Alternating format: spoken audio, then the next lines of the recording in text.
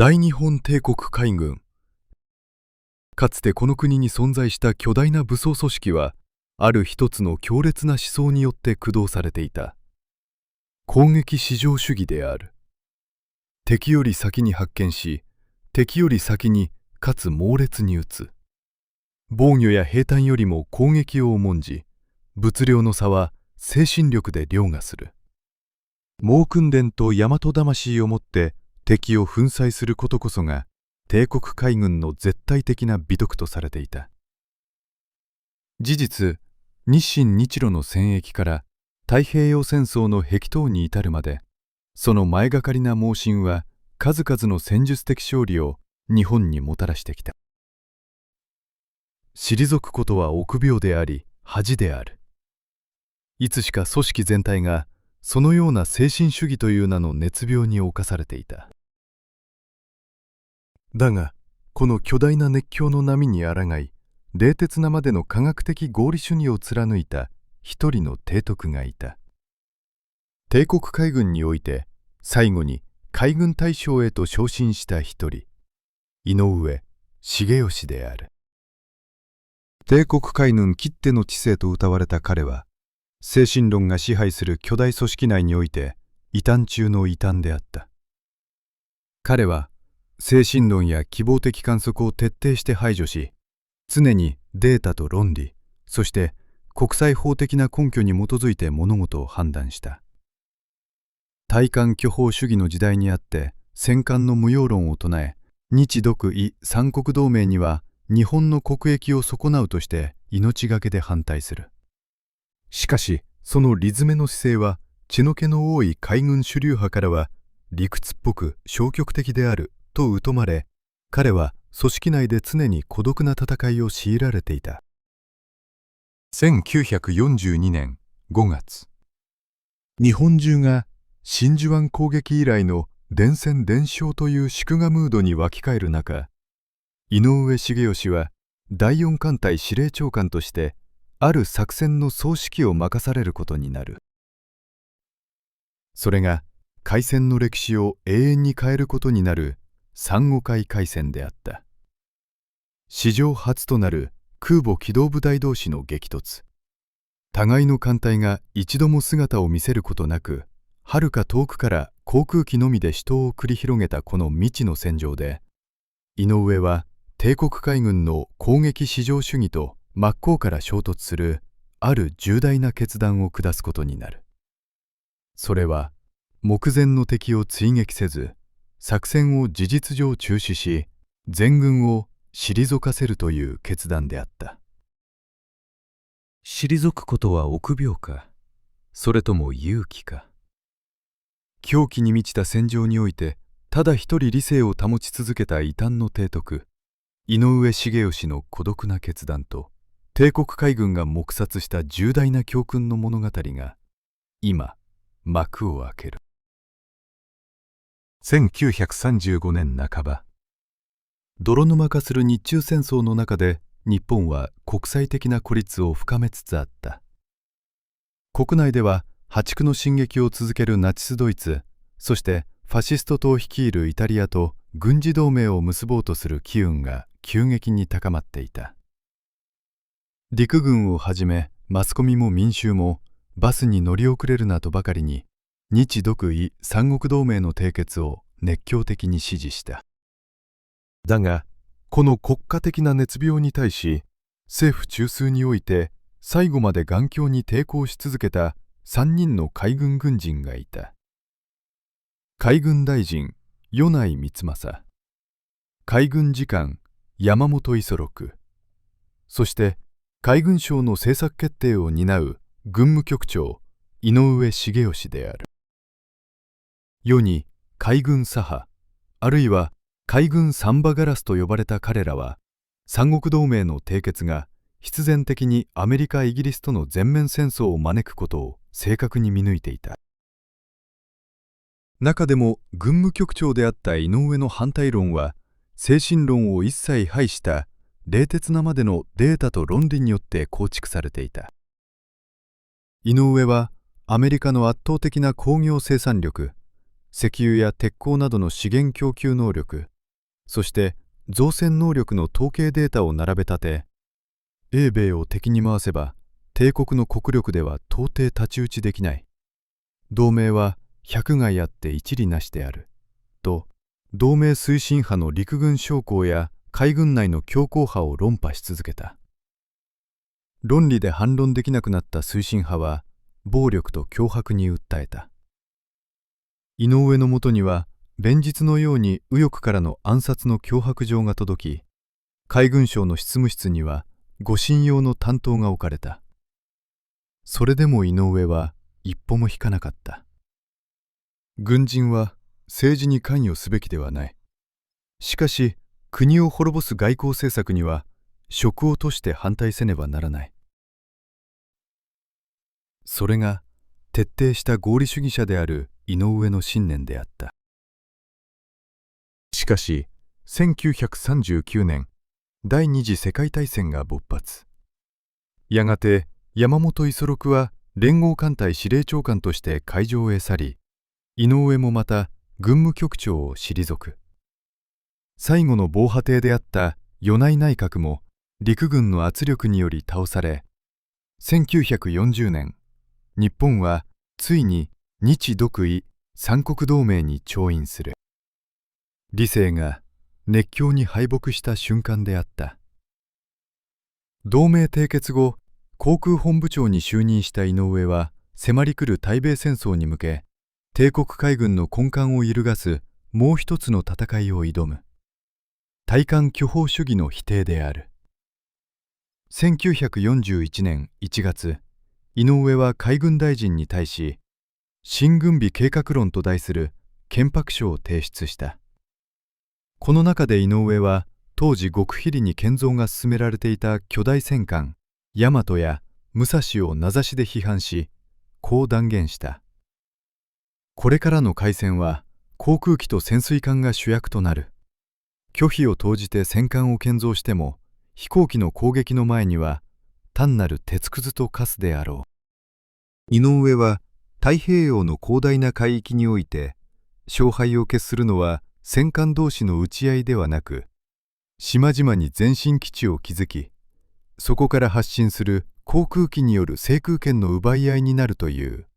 その後の太平洋戦争の様相を恐ろしいほどの正確さで予言していた。そのため、戦艦の建造を即時中止し、航空機と航空母艦、そして基地設営隊の拡充に全予算を回すべきだと主張したのである。だが、伝統と権威を重んじる海軍主流派は、この憲白書を黙殺した。彼らにとって戦艦は帝国海軍の象徴であり、魂であった。それを否定する井上は、組織の輪を乱す異端者に過ぎなかった。井上は頭は良いが、理屈っぽくていいか。実践を知らない学者提督の机上の空論だ。合理的で先見の明に満ちた井上の主張は、精神主義と旧態依然とした権威にすがりつく組織の壁に弾き返され続けた。そして1941年12月8日、井上の危惧は最悪の形で現実となり、日本は真珠湾攻撃によってアメリカとの絶望的な戦争へと突入する。初戦の華々しい大戦果に日本中が酔いしれる中、第四艦隊司令長官として南洋のトラック諸島に赴任していた井上重義の目に歓喜の色はなかった。彼はこの戦いが泥沼の消耗戦へと発展し、やがて国を滅ぼすことを冷徹な理性の目で完全に見通していたからである。圧倒的な非合理の嵐が吹き荒れる戦場へ、孤独な合理主義者は静かに歩みを進めていった。1941年12月の開戦後、井上重義は第四艦隊司令長官として南洋の要衝トラック諸島に座乗していた。第四艦隊の担当海域は赤道以北の内南洋全域に及ぶ広大なものであったが、配備された兵力は旧式の巡洋艦などを中心とする弱小艦隊に過ぎなかった。1942年春、真珠湾攻撃以来の連戦連勝に沸き立つ大本営及び連合艦隊司令部は、次なる戦略目標として米豪遮断を掲げた。アメリカとオーストラリアの連絡線を断ち切り、オーストラリアを完全に孤立させる。そのための最重要拠点がニューギニア島の南岸に位置するポートモレスビーであった。このポートモレスビー攻略作戦、暗号名 MO 作戦の総指揮を命じられたのが井上重義である。しかしこの作戦は開始前から致命的な矛盾と不条理を抱えていた。理詰めの男である井上は、ポートモレスビーという強固な基地を攻略するには、まず周辺の制空権を完全に掌握する必要があると考えた。事実、その年の3月には作戦の前線基地となる予定だったラエやサラモアが突如飛来したアメリカ軍の機動部隊によって猛空襲を受け、日本の攻略部隊は艦船に多大な損害を出していたのである。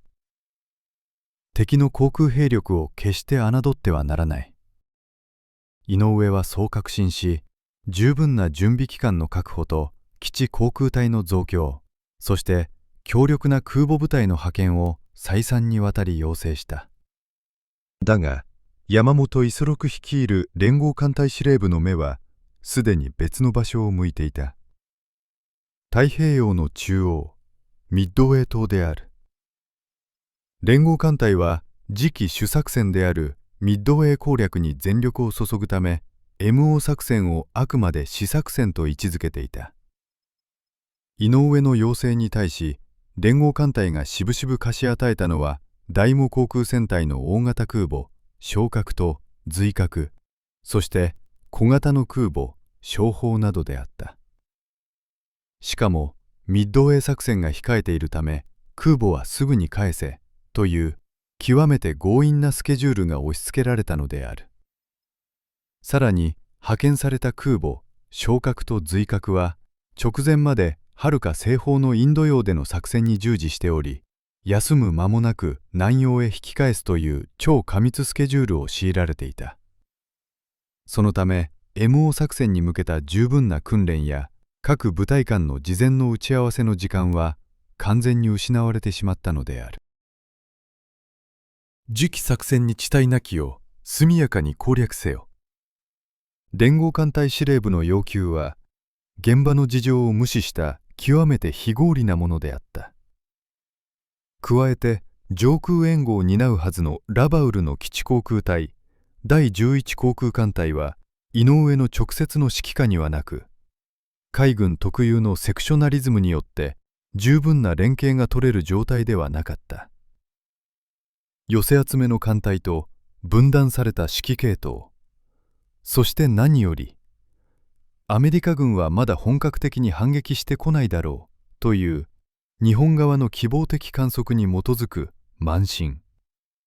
これらすべての悪条件を合理主義者の井上が見抜いていないはずがなかった。一方、事態は日本軍にとって最悪のシナリオに進んでいた。アメリカ軍はすでに日本の暗号を解読し、MO 作戦の全貌と艦隊の動向を完璧に把握していたのである。太平洋艦隊司令長官ニミッツは、手持ちの貴重な大型空母レキシントンとヨークタウンを直ちに珊瑚海へと急破し、万全の態勢で日本艦隊を待ち伏せていた。1942年5月上旬、司令部から押し付けられた攻撃至上主義のプレッシャーと客観的な戦力不足という現実、二つの巨大な歯車に挟まれながら、異端の提督は見えない敵が待ち受ける不条理な海域へと決死の駒を進めるほかなかった。人類史上初となる空母機動部隊同士の激突、珊瑚海海戦の幕はこうして不吉な暗雲とともに開かれたのである。1942年5月7日、ニューギニア島東方に広がる珊瑚海は不気味な静寂に包まれていた。有史以来、人類は幾千の海戦を繰り広げてきたが、この日、世界の海戦史は劇的な転換点を迎えることになる。日米両軍の主力機動部隊が互いの水上艦艇を一度も水平線上に視認することなく、はるか数百キロ彼方から航空機のみを放ち合う戦い。史上初のアウトレンジ戦法による空母間ネットワーク戦闘の幕開けであった。互いに敵の正確な位置をつかめないまま手探りで始まった戦いは、まず日本側に悲劇をもたらした。ポートモレスビーを目指す攻略部隊を上空から護衛していた小型空母商法がアメリカ軍の索敵機に発見されたのである。上空を覆い尽くすアメリカ軍機の急降下爆撃と雷撃の前に、商法はなすすべもなく炎上。わずか十数分の猛攻撃によって船体をへし折られ、波間に消え去った。この時、攻撃を指揮したアメリカ軍の急降下爆撃機隊長ロバート・ディクソンは無線で歓喜の報告を叫んだ。空母一隻撃沈。この有名な無電は、日本軍の無敵神話がアメリカ軍の航空戦力によって砕かれた最初の瞬間でもあった。上空の傘である空母を失った移送船団は丸裸も同然となった。そして翌5月8日、日米双方の主力空母がついに互いの姿を正確に捉える。日本軍の昇格、随格、対するアメリカ軍のレキシントン、ヨークタウン。両軍の精鋭パイロットたちが母艦を飛び立ち、空で激突した。この決戦において、天候は残酷なまでに明暗を分けた。厚いスコールの雲に隠れた空母随格は難を逃れたものの、晴天の下に取り残された空母昇格には、アメリカ軍機の爆弾が次々と命中する。大音響とともに飛行甲板は大きくえぐられ、大火災を引き起こした昇格は、航空機の発着艦が完全に不可能な状態へと追い込まれた。一方の日本軍機も、アメリカの大型空母レキシントンに致命傷を与えて撃沈し、ヨークタウンを中破させるという大きな戦果を上げる。だが、その代償はあまりにも重かった。無傷で生き残った随格もまた、真珠湾攻撃以来鍛え上げられてきた熟練搭乗員と貴重な艦載機の多くを、この死闘の中で失っていたのである。ラバウルに進出していた第4艦隊機関鹿島の司令部には、最前線から悲壮な被害報告が次々と飛び込んでいた。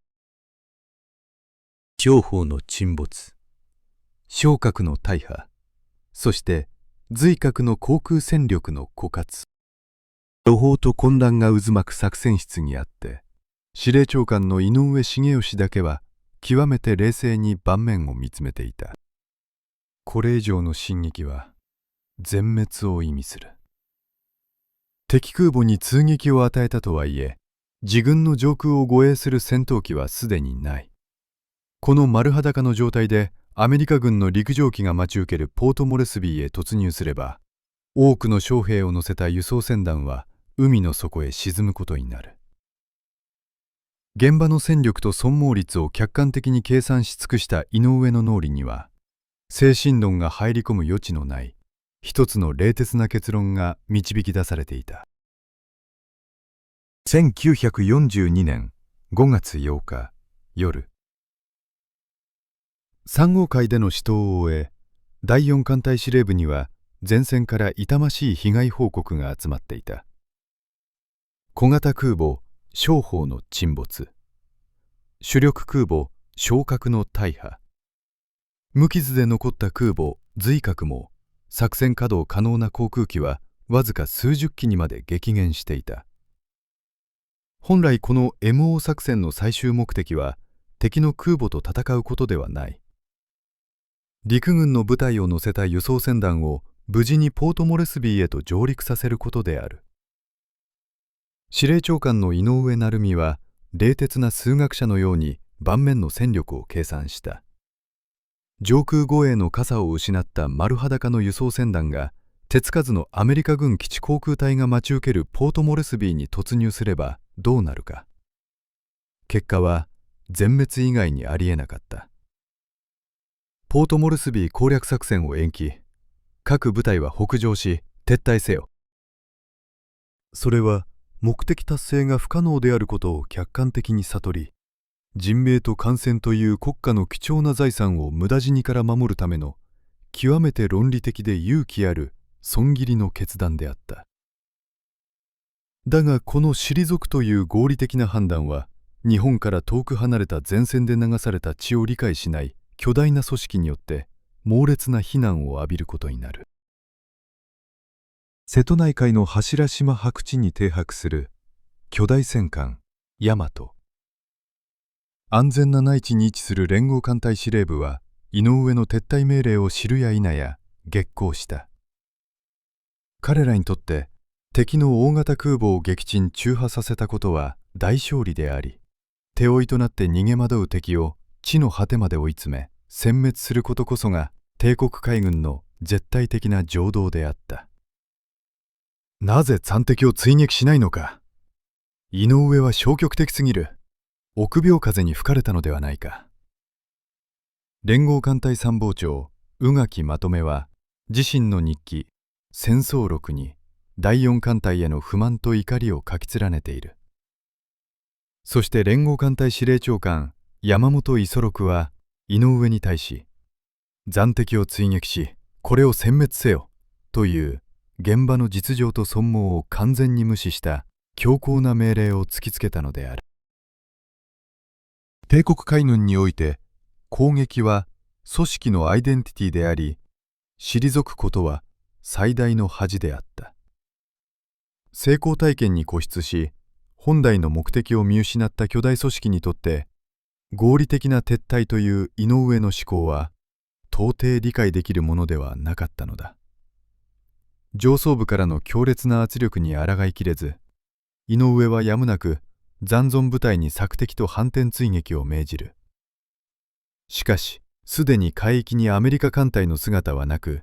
索敵は徒労に終わった。こうしてポートモレスビー攻略作戦は事実上の中止となる。結果として井上の決断により数千の将兵を乗せた輸送船団と貴重な空母瑞鶴は全滅の危機から救われ、無事に生還を果たすことができた。だが客観的データに基づき退き時を見極めたこの異端の提督は、攻撃至上主義の熱狂に包まれた海軍内においてもはや臆病な腰抜けという烙印を押された孤立無援の存在となっていた。理性を保ち続けることの代償はあまりにも重かったのである。1942年5月の珊瑚海海戦は、戦術的には日本軍の新勝、戦略的にはポートモレスビー攻略を阻止したアメリカ軍の勝利として歴史に刻まれている。しかし後世の戦史研究において井上重義の撤退の決断は極めて高く評価されている。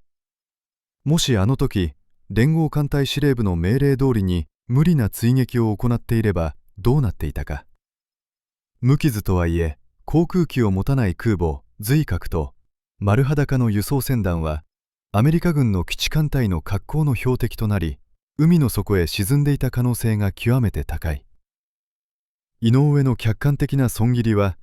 結果として最悪の事態を回避し、国家の貴重な戦力を無駄死にから救ったのである。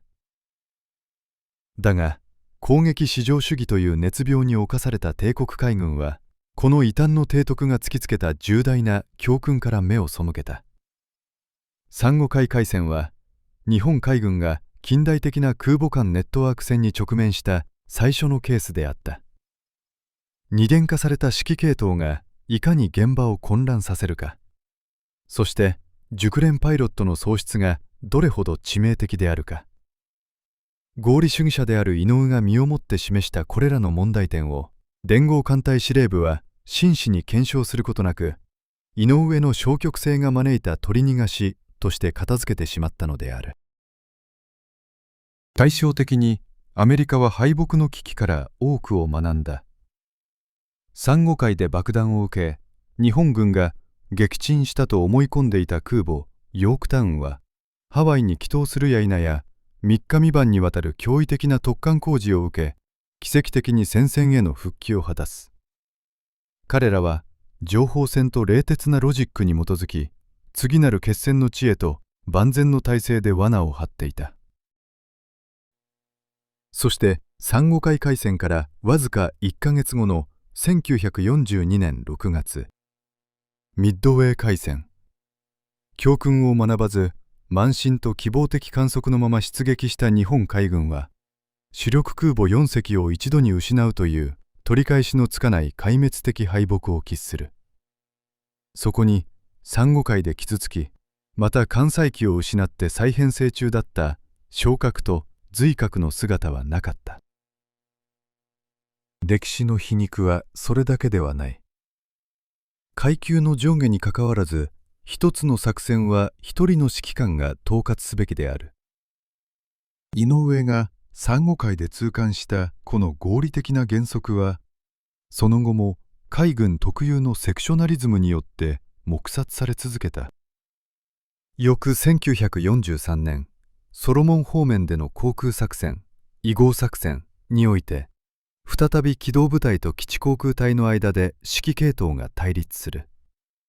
その組織的混乱を収拾するため、自ら最前線のラバウルへと赴かざるを得なかった連合艦隊司令長官山本五十六は、アメリカ軍の待ち伏せに遭い、ジャングル上空で撃ち落とされ戦死することになる。もし帝国海軍が珊瑚海の時点で井上の直面した不条理を制止し、組織の欠陥を修正していれば、ミッドウェーの悲劇も最高指揮官の死すらも防げたかもしれないのだ。自らの過ちを検証せず、客観的な知性を臆病と断じた巨大組織は、その硬直性ゆえに自らを滅亡の淵へと追いやる運命にあったのである。1945年8月、太平洋戦争は日本の敗戦で幕を閉じた。あまたの命を飲み込んだ大日本帝国海軍もまたその歴史を終えた。戦後、一人の元海軍大将が神奈川県横須賀市の長井にある小高い岬に小さな家を建て、世間から身を隠すように暮らし始めた。井上重義である。彼は企業からの顧問就任といった誘いや、かつての部下たちからの金銭的な援助を一切断り、極限の清貧の中に生きた。戦争を止められず、多くの若者を死なせてしまった自分が安楽な生活を送るわけにはいかない。自らが関わった戦争と失われた命に対する痛恨の思い。戦後、多くの軍人が自己弁護のための回顧録を出版する中、井上は一切の弁明をせず、他者を責めることもなく、ただ沈黙を守り抜いた。それが不条理な戦場に若者たちを送り出した指揮官としての彼なりの責任の取り方であった。そんな孤独な老人の家にはいつしか近所の子供たちが集まるようになっていた。井上は自宅を開放し、子供たちに無償で英語や音楽を教える塾を開いたのである。かつて巨大な軍事組織の中で異端者、臆病者と疎まれながらも理性を手放さなかった冷徹な提督は、子供たちの前では常に温和でユーモアあふれるおじいさんであったという。彼が敵国語であった英語を通じて子供たちに本当に教えたかったのは、物事を客観的に見つめ論理的に思考する力、すなわち合理的な知性であったのかもしれない。1975年12月、院政から30年、86歳になった井上重義は、自宅のベランダから愛する海を静かに見つめた後、息を引き取った。産後海海戦で彼が下した退くという決断。それは精神論と熱狂に支配された巨大組織の中にあって、ただ一人客観的なデータと事実に向き合い続けた異端の提督が示した最高の勇気であった。成功体験にすがり目的を見失う組織の危うさは、現代を生きる我々の社会とも決して無縁ではない。圧倒的な非合理の波が押し寄せるとき、立ち止まり理性の声に従って退くことができるか。帝国海軍きっての知性と呼ばれた提督の孤独な背中は、時を超え今も我々にそう問いかけている。